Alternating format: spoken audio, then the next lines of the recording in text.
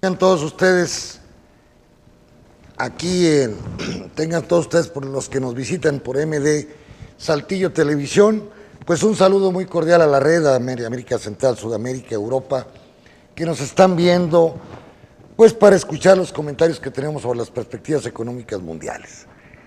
Y bueno, hay un gran artículo, por cierto, se lo recomiendo, que es, pues por así decir, la crisis de la globalización, que habla el señor Joseph Stiglitz, globalización y sus nuevos descontentos. Y habla precisamente de la crisis del modelo de la globalización y por qué razón. Sencillamente, dice él, en los últimos, como dice Angus, también premio Nobel de Economía, otro premio Nobel de Economía, en los últimos 60 años, la raza blanca, el asalariado norteamericano ha visto disminuir sus ingresos, representaban los ingresos de la masa proletaria o clases medias o empleados, en el ingreso nacional más del 65%, hoy representan el 52%. Lo mismo en México. Estamos observando que a partir del Tratado de Libre Comercio, la participación del salario dentro del ingreso nacional pues disminuyó de un 52% en épocas de López Portillo a un 27%. ¿Quién se quedó con esa gajo de ganancias? Pues los más ricos. Dice Stiglitz, aquí habría que revisar cuáles son las consecuencias de la globalización. Por ejemplo, si trasladaron empresas aquí a Saltillo, o a América Latina, o a México, maquiladoras, o sous-traitants, como dicen los franceses, pues esas grandes empresas transnacionales han aprovechado los bajos salarios, están reportando grandes utilidades para sus accionistas, sus administradores, pero la masa salarial permanece en una pobreza extrema. En este caso de México, que se habla de más del 50% de personas que tienen, pues, que están dentro de lo que nosotros llamamos el índice de pobreza. El ganón, obviamente, es el capital. Recordemos ustedes en ciencia económica que al haber una baja de la participación del salario dentro del ingreso nacional, pues automáticamente las utilidades suben su participación. Y entonces observamos que 100 familias de Estados Unidos pues se apropian del 30%, 40% del Producto Interno Bruto de todo Estados Unidos. Lo mismo es peor en México. El IMSS, Serville, el de Minera México, todos ellos, si los juntamos a los 100 grandes de México, pues van a tener del 30 o 40 o 50% del Producto Interno Bruto o del ingreso que se percibe a nivel nacional. Y esto pues está metiendo al sistema en una crisis. Vemos que a pesar de que aumentaron los payroll, le llaman los empleados en los Estados Unidos en 255,000 nuevos asalariados, a tal punto que la tasa de desempleo en Estados Unidos va bajando al 4.8%, la mayor parte de ellos están en el sector servicios, mal pagados, subempleados, tiempos no completos, tiempos por horas que no completan muchas veces las 8 horas. De ahí que la lucha de Bernie Sanders de aumentar el salario de 7.5 a 15 dólares, pues es muy razonable, aunque Hillary es más moderada, dice no, vamos a aumentarlo a 12, como está el estado de Nueva York, como están los otros estados del norte de los Estados Unidos. Pero en general el sistema en su conjunto, jóvenes, está teniendo una crisis estructural. ¿Cuál es el problema de esas crisis estructural? Que la demanda efectiva, que la demanda o el consumo no corresponde a la producción mundial. De ahí que observamos, como lo he dicho yo aquí muchas veces, observamos sobreproducciones en China, en India, en todos lados observamos sobreproducciones, es decir, la productividad ha aumentado, o el desarrollo de las fuerzas productivas, como dice Carlos Marx, más que lo que ha aumentado la demanda a nivel mundial. Y mismo de petróleo, estaba leyendo yo que Rusia ya quiere producir 12 millones de barriles diarios y hay un glut o una sobreproducción no solamente de petróleo, de maíz, de trigo, de productos manufactureros, no se diga de plásticos, de vidrios, de metales, de materiales no metálicos, de todo, de todo. Es decir, el sistema, las tecnologías desarrolladas por el propio sistema, como hacía Schumpeter, han permitido, con esto de la cibernética y del internet, pues han permitido que se vayan modernizando ciertas áreas, aunque no contabilizan muchas veces los impactos del Internet, porque en el Producto Interno Bruto ese es donde se quejan muchos de gente que se dedica a la estadística, dicen, es que no está aumentando la productividad. Sí ha aumentado la productividad en todas las ramas de la producción, y esto ha provocado obviamente una sobreproducción a nivel mundial. Aunado con ello, y por cierto pido una disculpa, la vez estaba yo hablando de Heimer y no es Minsky, hablando de un problema de la deuda que tiene todo el mundo occidental. Estados Unidos deudas aceleradas, Japón con el 250, Italia 150% de su Producto Interno Bruto, Grecia, España, Gran Bretaña con unas deudas excepcionales. Entonces, cuando normalmente venía una crisis, una probable recesión que se dé en el 2017-18, el Estado-Nación recurría a su banca central para emitir bonos de deuda o comprar bonos de deuda de la tesorería de la nación. La tesorería emite bonos, le entrega dinero y lo reparten, pues en este caso ha sido a los bancos, cosa que no ha traído resultado con esta emisión de bonos que le llamamos nosotros quantity easy. Entonces, al emitir dinero fácil, se lo dan a los bancos, pero los bancos no lo están prestando. ¿Para qué lo utilizaron los bancos? Para comprar sus propias acciones. Agentes que tenían una acción del banco se la están comprando, para tener mayoría en el Consejo de Administración. La otra, están utilizando ese dinero como reserva para proteger sus bonos tóxicos o los préstamos tóxicos que hicieron a mucha gente que no puede pagar. Si yo te presté para la casa, no me puedes pagar, eso es un préstamo tóxico. ¿Cómo respaldo? Pues con el dinero que el propio gobierno me otorga a una tasa del 0.5, del menos del 1%, 2%, para proteger ese tipo de hipotecas tóxicas o hipotecas que nunca se van a pagar. Entonces, ¿qué es lo que pasa? Hay una crisis global del sistema capitalista que va arrastrando, por ejemplo, en Sudamérica, Brasil, Argentina, Chile, pues los va arrastrando con el precio de las materias primas. Al disminuir el crecimiento de China, de Estados Unidos, de Europa, pues la demanda de materias primas comienza a ser escasa. Estos países se han visto perjudicados a tal punto de que cae el régimen peronista de Cristina Kirchner, el régimen de Lula o de la señora Rousseff. En Venezuela está por darse un referéndum que muy probablemente pierda el señor Maduro, y así me voy con todos. Es decir, se ha generado una crisis de las exportaciones del tercer mundo, no tienen recursos para sostener sus políticas de apoyo social, o como le llaman la burguesía, populistas, como ustedes, Kiko, dice Obama, todos somos populistas, porque bueno, se trata que con este dinero que sobraba por exportación, pues se podía mantener una masa de gentes pobres, estarles ayudando para que se dinamizase el consumo. Cuando hubo buen precio de las materias primas, pues estos países crecieron del 3, 4, 5%, muchos de ellos superaron a México, pero hoy al caer las materias primas empiezan a resentir los efectos económicos que se traducen en efectos políticos. Pero no solamente en eso, es decir, estamos viendo el fenómeno chino, su reconversión de una economía de exportación a una economía de consumo interno.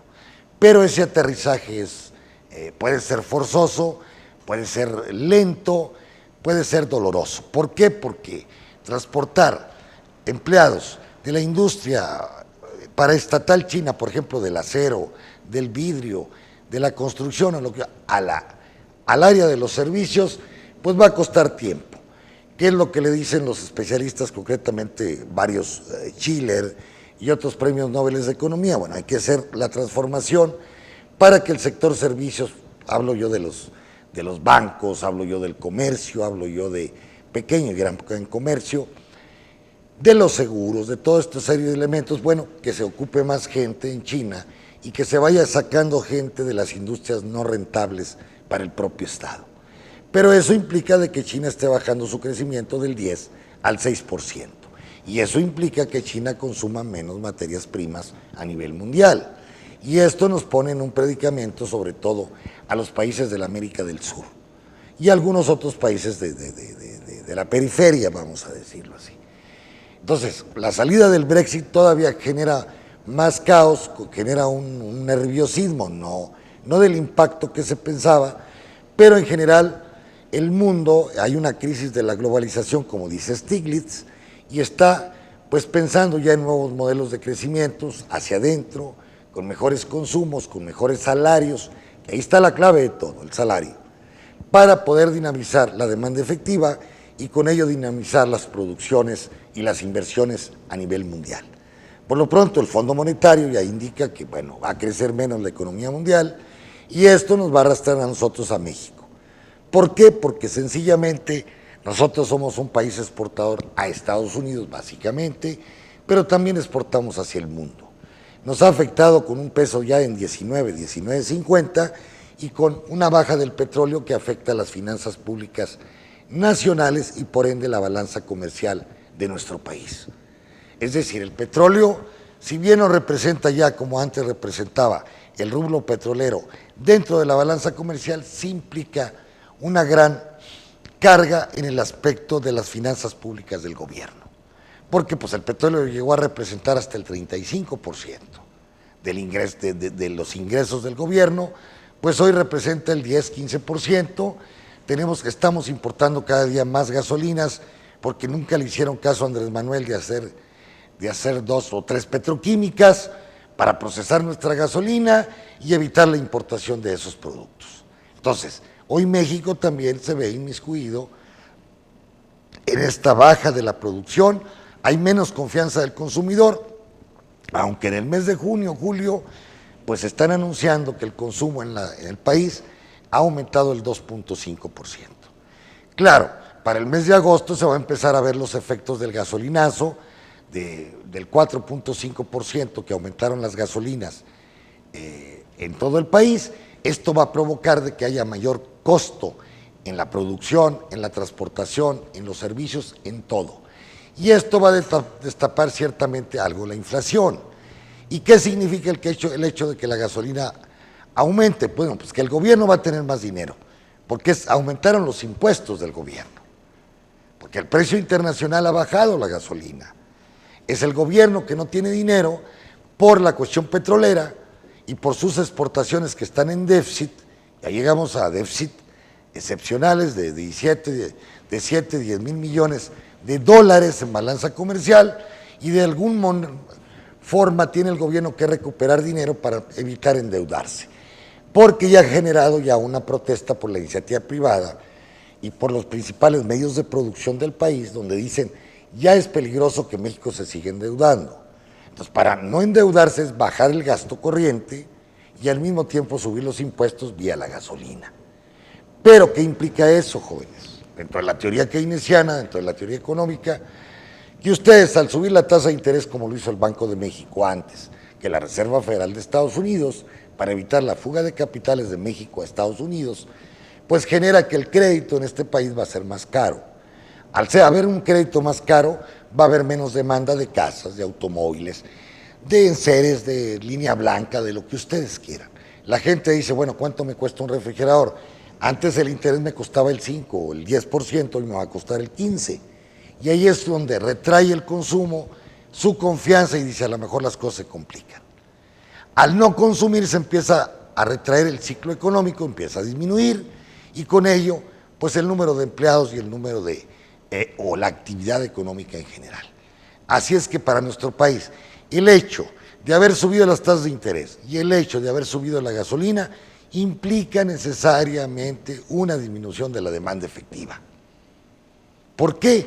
Porque si ustedes pensemos hipotéticamente que el aumento de la gasolina les va a costar 100 pesos al mes, pues esos 100 pesos dejan de consumirse en un restaurante, en comprar ropita, en comprarle útiles a los muchachos, en comprarle otras cosas. Entonces se retrae la demanda efectiva en un periodo en que muy probablemente, como dice David Stockman, probablemente entremos a una nueva recesión para el 2017.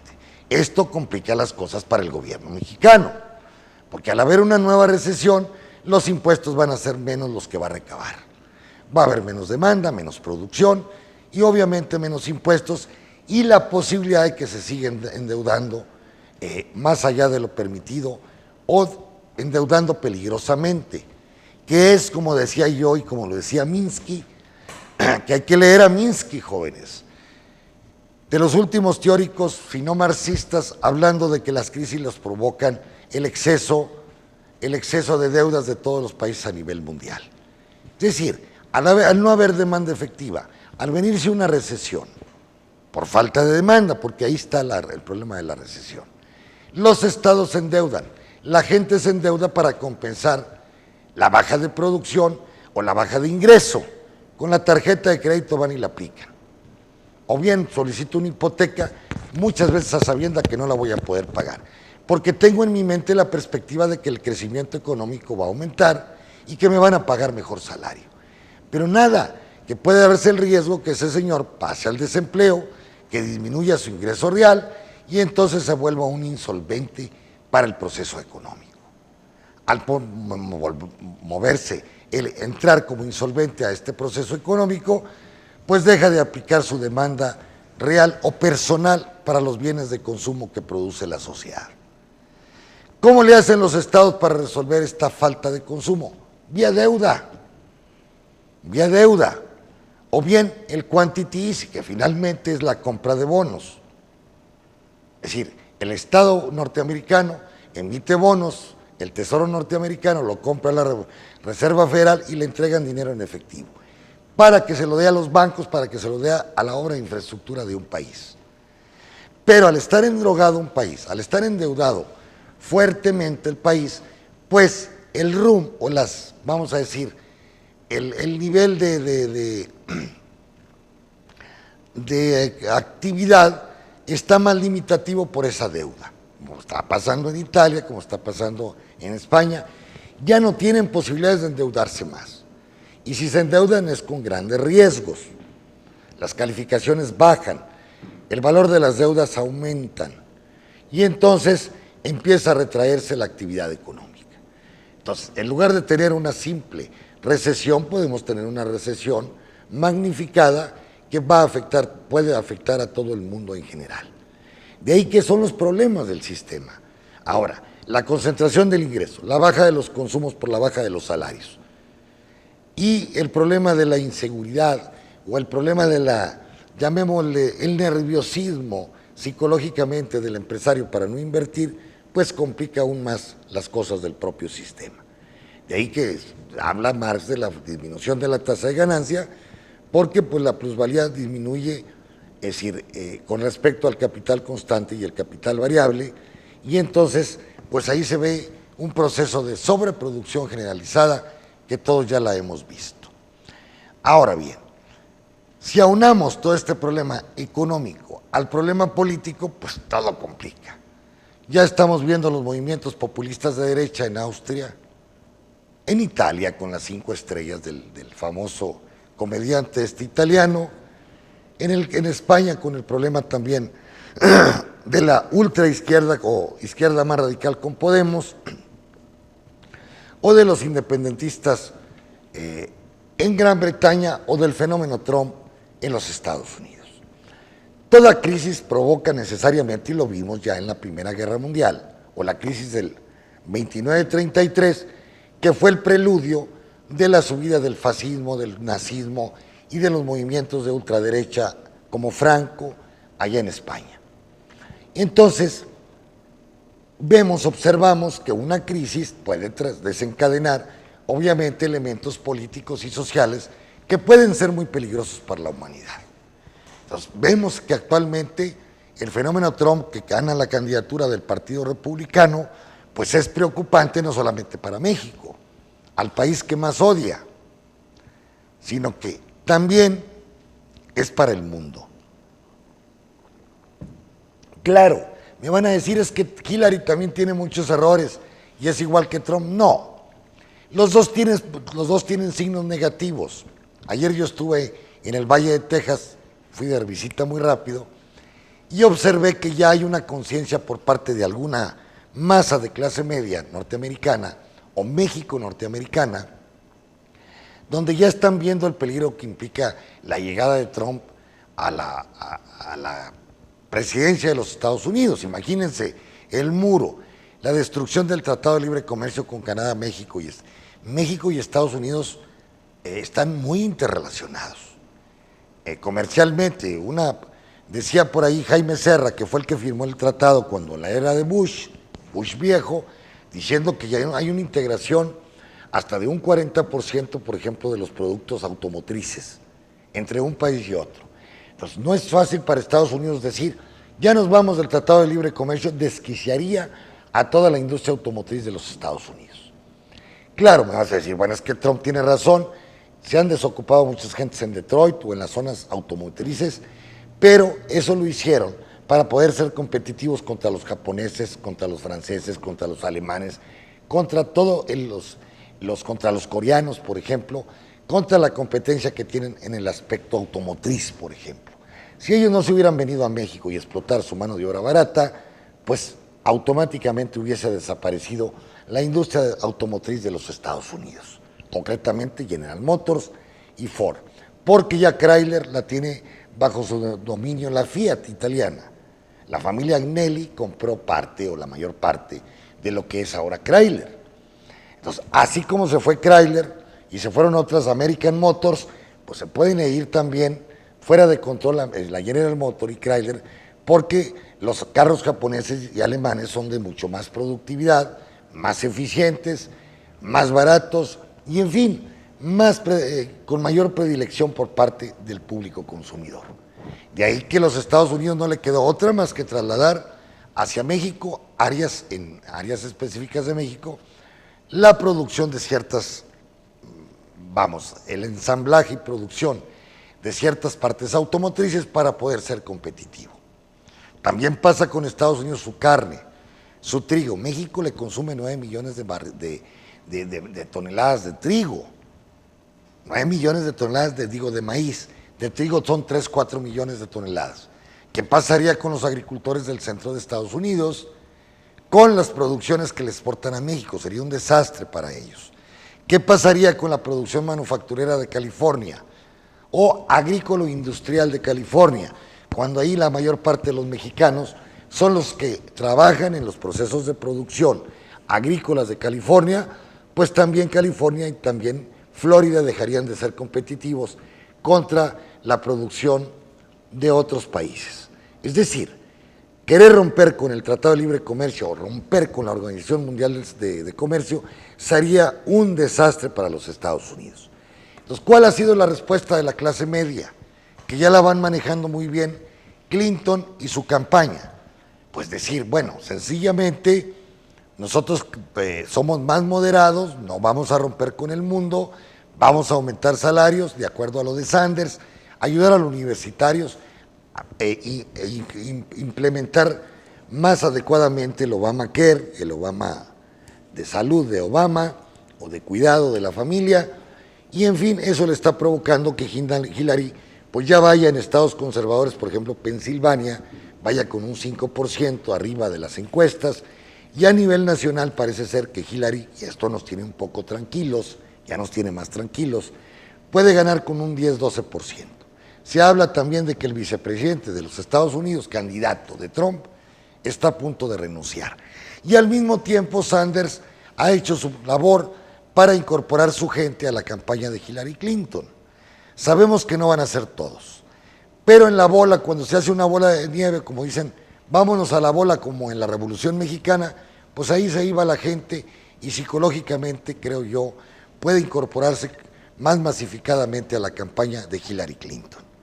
Claro, para el PRI y para Peña Nieto, la llegada de Hillary Clinton no es una noticia muy agradable, porque pues, Hillary no puede ver a los del PRI.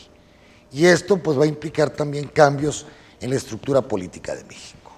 Yo no me cabe la menor duda.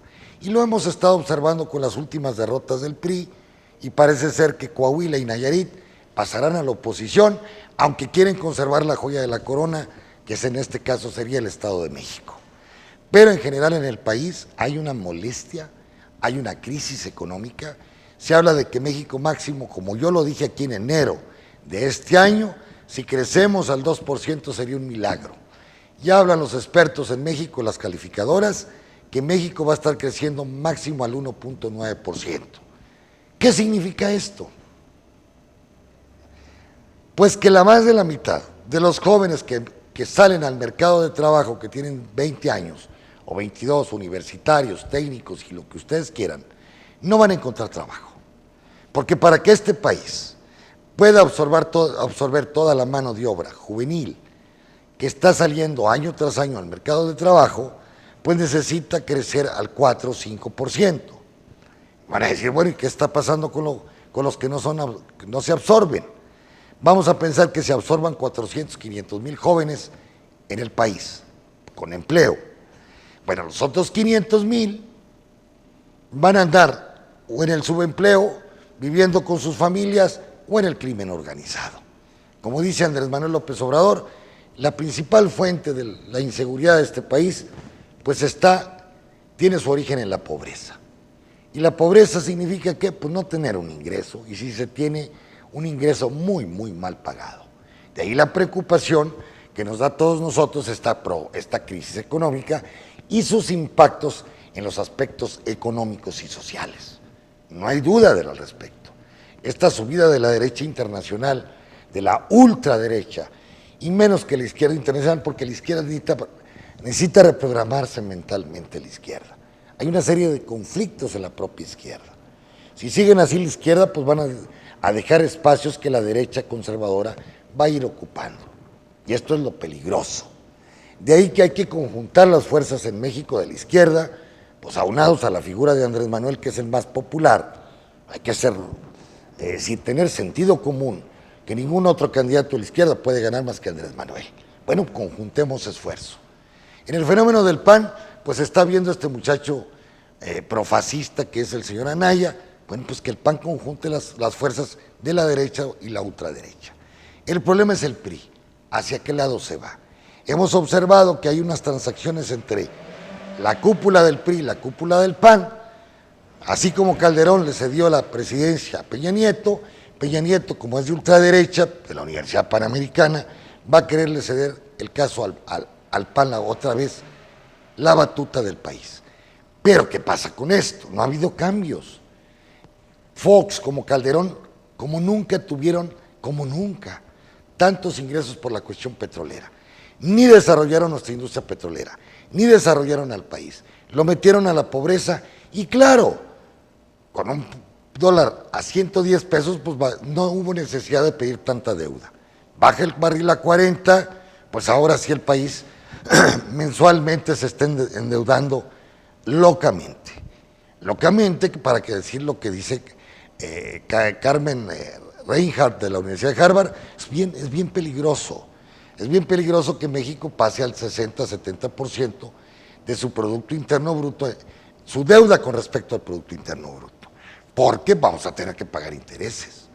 Y entonces vamos a necesitar más ingresos más para el presupuesto y parte de esos ingresos se lo van a chupar las pensiones y los intereses.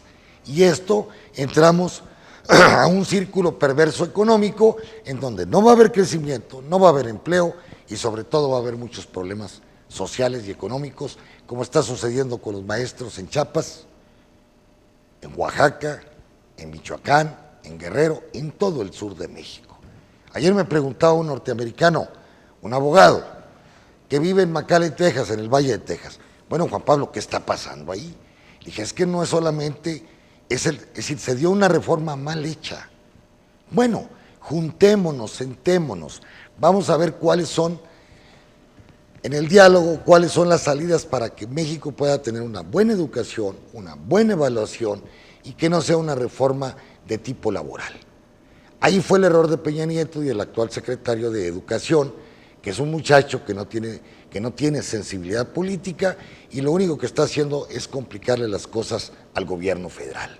Al igual que se las está complicando el señor Videgaray por el lado de Hacienda, subiendo estrepitosamente la gasolina, subiendo las tasas de interés, subiendo la electricidad, y esto le va a complicar a Peña Nieto el desarrollo de sus procesos económicos en los próximos 3 años. No hay duda al respecto. De ahí que, jóvenes, pues hay que enfrentar la realidad. Lean el artículo de Stiglitz, Globalization and its New Discontents. Entonces, la globalización y sus nuevos descontentos.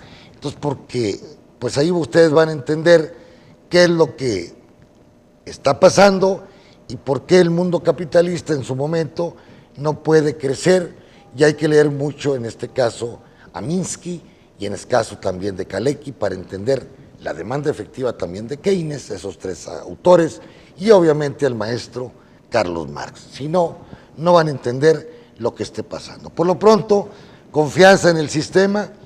Por hoy días van bien las cosas en el Dow Jones, déjenme verlos como los stocks. Así pasa, me van a decir, pues, ¿está hablando usted de crisis probable? Claro, hay subidas y bajadas en la bolsa de valores, pero cuando se estudia la ciencia económica se tiene que ver el mediano y largo plazo. Cómo va la caída de las bolsas o cómo van a ir las subidas de la moneda, en fin, del comercio internacional y de otras variables. Por lo pronto, allá en Estados Unidos el Dow Jones va subiendo 0.90, fíjense, en un año ha subido solamente el 3.7%. Igualmente el Standard & Poor's 0.72 y el Nasdaq subiendo el 1.5%. ¿A qué se debe? A los resultados de los informes de los payroll, de los asalariados en Estados Unidos o de las nóminas que fueron excelentes. Eso implica que muy probablemente en la Reserva Federal se tome la decisión de aumentar la tasa de interés para finales de año.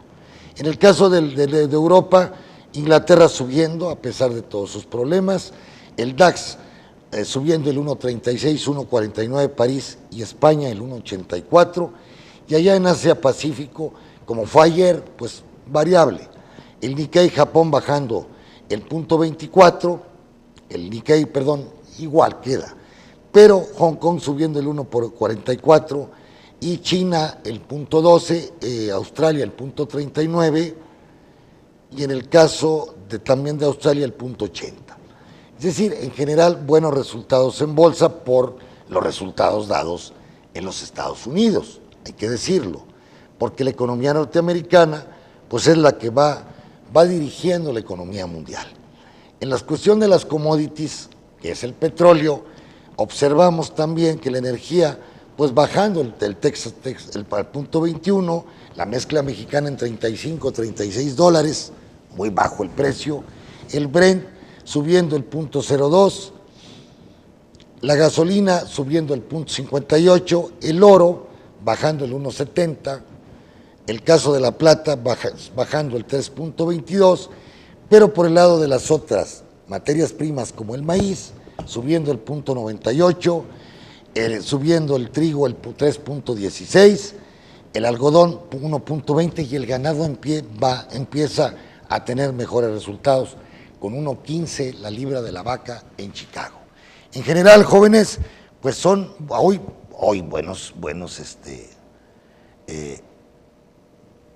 resultados en bolsas, pero a nivel mundial observamos una tendencia a la probable llegada de la recesión para el 2017. Pásenla muy bien, me dio mucho gusto haber estado con ustedes, tengan un buen fin de semana, agarren la jarra, la borrachera si quieren, entre los amigos, pero recuerden siempre que hay alguien esperándolos en su casa, principalmente su papá y su mamá. Gracias por su atención y nos vemos el próximo lunes. Y todo lo que quieres saber sobre el mundo de las finanzas lo encuentras en Perspectivas Económicas con el Dr. Juan Pablo Rodríguez, de lunes a viernes a las 13:30 horas y repeticiones a las 9 horas por MD Saltillo. El análisis, la opinión y todo lo que quieres saber sobre el mundo de las finanzas lo encuentras en Perspectivas Económicas con el Dr. Juan Pablo Rodríguez, de lunes a viernes a las 13:30 horas y repeticiones a las 9 horas por MD Saltillo.